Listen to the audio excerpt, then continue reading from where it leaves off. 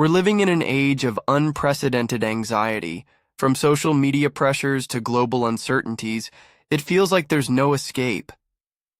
But what if the very antidote to our modern worries has been waiting for us in plain sight for centuries? What if the cure for overthinking, fear, and comparison was hidden in words written 2,000 years ago by men who faced war, exile, and death, yet found peace within themselves? This video reveals how ancient Stoic principles can transform your approach to stress, helping you find peace and control in a world that often feels out of control. Part 1.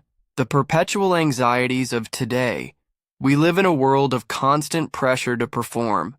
Open your phone and what do you see? Perfectly curated lives. Success in 30-second reels. Beauty behind filters. Everyone seems to be winning, while you feel like you're falling behind. Social media has become the new Colosseum. Instead of gladiators fighting lions, it's us battling comparison, envy, and the endless need to prove our worth. Seneca once wrote, "It is not the man who has too little, but the man who craves more that is poor." In our age of likes, views, and followers, this truth cuts deeper than ever. The craving never ends. Then there's uncertainty overload, economic instability, global conflicts, climate change. The sense that the world is spiraling beyond your control. And it is. Marcus Aurelius reminded himself daily, "You have power over your mind, not outside events. Realize this, and you will find strength." And finally, the paradox of choice. Endless options, jobs, relationships, entertainment. We thought choices would liberate us. Instead, they paralyze us. Every yes feels like 100 no's. Decision fatigue and regret consume us. Anxiety thrives when the mind is untrained. But the Stoics faced wars, plagues, and exile, worse than anything we scroll past in our feeds, and yet they found peace. How Part 2, Stoic Principles for Modern Minds. The dichotomy of control. Epictetus, born a slave and later one of philosophy's greatest teachers, said, "Some things are up to us and some are not." This simple truth could dissolve half your anxiety overnight.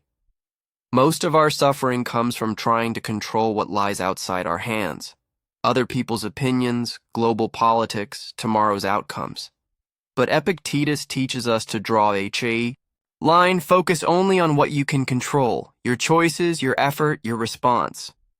Imagine the peace of mind that comes from no longer wrestling with what is impossible to change. Premeditation of evils. Premeditatio malorum.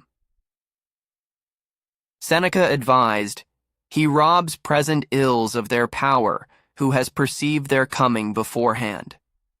This practice means imagining potential setbacks, not to dwell in fear, but to prepare your mind. What if you lose your job? What if the market crashes? What if you're rejected? By rehearsing adversity, you blunt its sting. Modern psychology calls it stress inoculation. The Stoics mastered it centuries ago. They taught that preparing for hardship makes you resilient when hardship inevitably arrives. Amor fati, the love of fate. Marcus Aurelius declared, "A blazing fire makes flame and brightness out of everything thrown into it." Amor fati is not just acceptance, it is love. Loving every event, even the painful ones, as necessary fuel for your growth.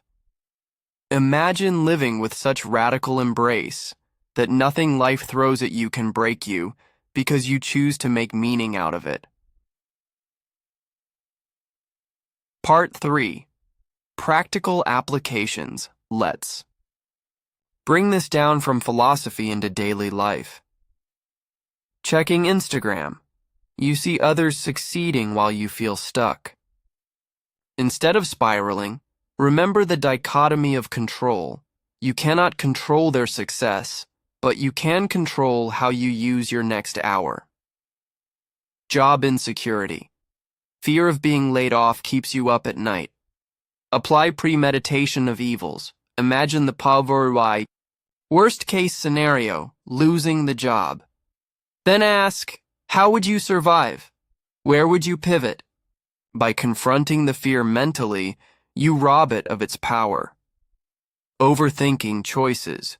You worry about choosing the wrong career, the wrong partner, the wrong city. Here, Amor Fati steps in. Whichever path unfolds, treat it as your path. Instead of fearing regret, decide to make meaning out of what happens. These principles are not abstract, they are daily weapons against anxiety. Part 4. Reflection and Transformation. Now, pause. Ask yourself, how much of your anxiety comes from fighting battles you cannot win? How much peace could you reclaim if you narrowed your focus only to what you control? How would your life feel if you stopped resisting fate and started loving it? The Stoics were not superhuman. They felt fear, pain, and loss, just like us. The difference is they trained their minds. They built inner fortresses while the world around them crumbled. Marcus Aurelius, the most powerful man on earth, wrote privately in his journal, "If you are distressed by anything external, the pain is not due to the thing itself, but to your estimate of it, and this you have the power to revoke at any moment. If an emperor under constant war, plague, and political betrayal could find peace, so can you." Part 5. Your Stoic journey begins. The transformation doesn't happen overnight. It starts with small shifts, one principle at a time. Tomorrow morning, when you wake up, remind yourself of the dichotomy of control. When a problem arises, practice premeditation of evils. Imagine the setback. Rehearse your resilience. And at night, when you reflect, whisper to yourself, Amor Fati, love your fate exactly as it is. Each small act of Stoic practice sharpens the mind, calms the heart, and builds an unshakable spirit. Seneca said, "He suffers more than necessary who suffers before it is necessary." Stop suffering twice. Train your mind, and you will discover freedom even in chaos. The world will not slow down. Social media will not get kinder. Uncertainty will not disappear. But you can get stronger.